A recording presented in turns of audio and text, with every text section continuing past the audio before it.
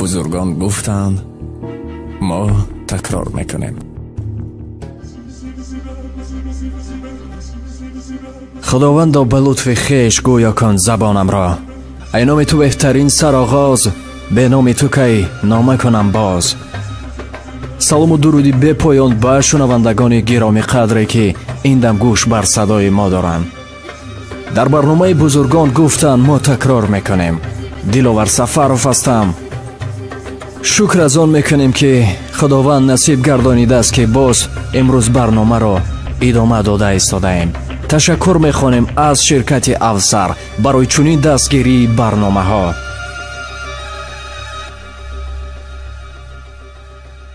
تنصیحاتی نعمتی ببهاست. ای خواهر و مادر عزیز، همانا که هر سختی کشایش، هر گریه خنده و هر شب روز را در پی دارد، زود باشد که ابرهای غم و اندوه پراکنده شوند و شب غم نورانی و روشن گردد و زود باشد که بدبختی و مصیبت ها بیروند و خرسندی و شادمانی ها به ارادت و مشیت خدا جایگزینشان گردند. و بدان که تو البته ثواب جوی و خیرخواه هستی، زیرا همان مادری هستی که فرزندانت به زودی مددگار دین و ملت چون یاری کننده ملت و دین خواهند شد. اگر آنها را درست تربیت کردی، زود باشد که در سجده هایشان هنگام سحر برایت دعا خواهند کرد. همان مادری مشفق و مهربان بودن بزرگترین نعمت است. برای افتخار و شرف تو را همین بس است که مادران را احترام کنی.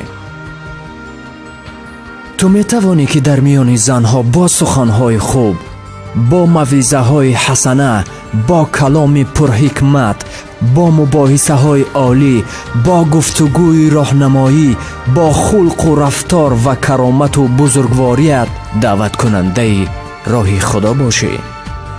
همانا زن با رفتار و عمل پسندیده خود کار را انجام می دهد که خطبه‌ها و درس‌ها، جلسه‌ها و انجمن‌ها از عهده آن نمی برایند. بسیار زنها هستند که در سرزمین سکونت اختیار می کنند و از آنها دینداری و پرهیزکاری، ستر و باحیایی، دوستی و مهربانی با همسایگان و اطاعت شوهر و معامله با فرزندان و دیگران می گذرد. رفتار و کردار پسندیده آنها در مجلس ها ذکر می گردد و آنها نمونه عبرت و پیروی برای همجنس های خود می گردند. بله، همین طور است. در زندگی، در همسایگی یا مشاهده هم می کنیم که زنانی هستند که احترامشان می کنیم در حقیقت آداب بلند دارند. چون میگوید ادب تاج است از نور الهی، بسر بین مانورف هر جا که خواهی. آدمی با آداب را، آدمی خوب اخلاق را همه دوست می‌دارند و همه احترام میکنند.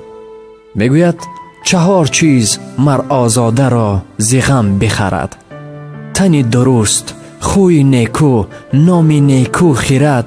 هر آن که ایزیدش این هر 4 روزی کرد، سازد که شاد زید جاویدان و غم نخورد. فردا نهال ها گل میکنند و غم ها از بین میروند و رحمت و آرامی فرا میرسد. زود باشد که خداوند هر سختی را به آسانی تبدیل کند. خوش رفتار و با آداب و این آن بودنت برای شرفمندی بسنده است.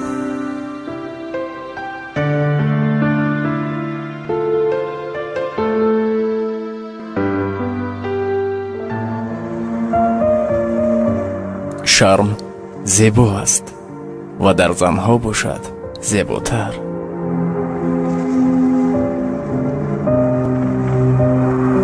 غم زنان به مثل شمال تابستان است، با شدت و کوتاه. از دختر بد زن خوب نمی شود.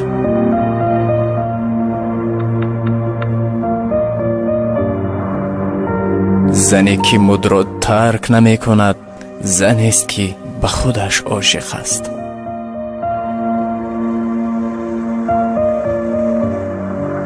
زنت را درست انتخاب کن، زیرا 90% خوشبختی و بدبختیت از او وابستگی دارد.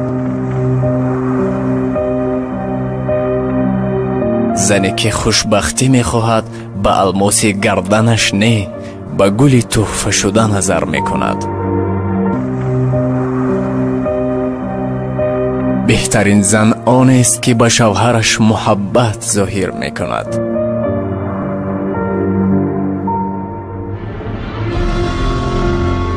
زن که مادر شد به کمال میرسد. زنی هست که خانه می سازد و زنی هست که خانه می سوزاند. زیبایی زن به مثل آتش است، نزدیک نشوی ضرر نمی رساند.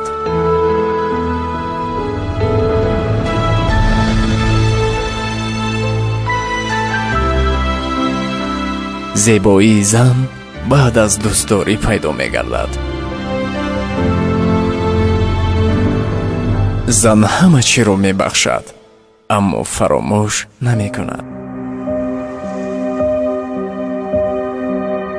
یکی از وظیفه های زن پس از خواب رفتن کودک خواب رفتن است.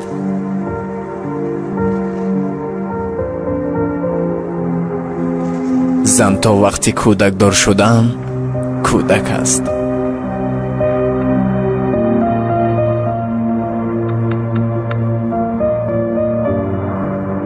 زن اقتصاددان اموال شوهرش را صرفه‌کارانه استفاده میبرد و بر عائله برکت میآورد.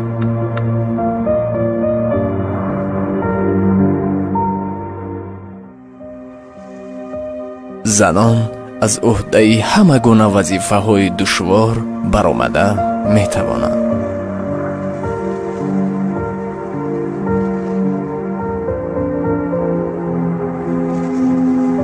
در دنیا 4 نعمت است. با آن شخصی که این 4 نعمت نسبت می گردد در دنیا و آخرت خیرش را می بیند.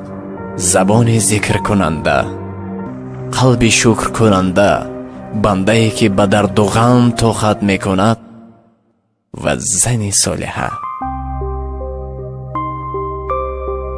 زن صالحه برای شوهرش نعمت جنت است و زن بد عذاب جهنم است.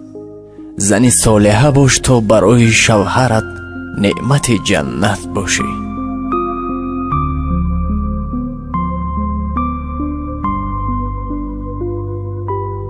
زنی که فرزندش را گم می کند هر روزی نو برایش روزی اول است و این غم پیر نمی گردد.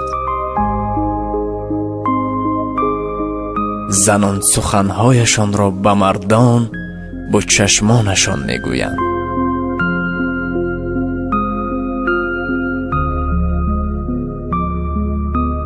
با چشم مجرد زن نمی گیرند. نزد همسر درباره زنهای بیگانه حرف مزن، زیرا زن صاحب جسارت می گردد که عاید مردهای بیگانه حرف زند. امام اعظم. یکی از مهمترین کار انسان در حیات انتخاب همسر خوب است. انتخاب کردن زن به مثل انتخاب کردن کتاب است. جلد زیبای کتاب انسان را به خود جلب می کند. درونش که خوب نباشد تو به آخر خواندنش خیلی دشوار است. زن به مثل بحر است، نباید کلان باور کرد.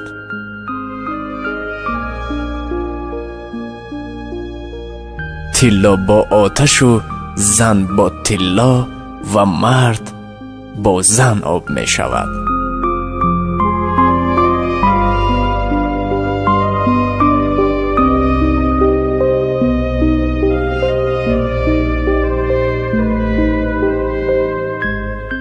عزیزان دل، این بود برنامه بزرگان گفتن. ما تکرار میکنیم طول این دم کوشش کردیم تا یک لحظه هم باشد طبع شما بالیده گردد و از این گفته های ما در زندگی برای شما کمک باشد و هر چی که در گردن ما بود ما او را به شما پیشنهاد کرده ایم. میگوید نقطه بس است اگر شعور است، ورنه چو چراغ پیش کور است. تشکر میخوانیم به شرکت افسر برای چنین دستگیری برنامه ها. چون هر وقت چهار حرف میگم این هم باشد خیر است. خانه بود و سربلند باشید. تا پگاه. بزرگان گفتند، ما تکرار میکنیم.